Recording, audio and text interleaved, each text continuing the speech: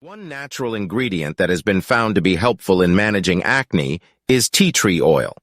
Tea tree oil has antimicrobial properties that can help kill acne-causing bacteria on the skin.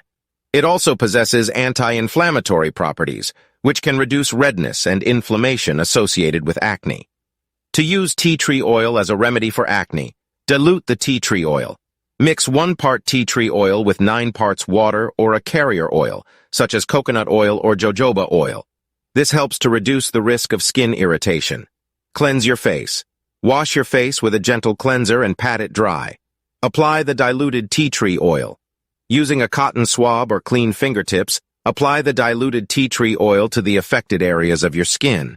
Avoid applying it to the entire face unless directed by a healthcare professional. Leave it on or rinse off. You can choose to leave the tea tree oil on your skin overnight or rinse it off after 20-30 minutes. Moisturize. If desired, follow up with a gentle, oil-free moisturizer to keep your skin hydrated.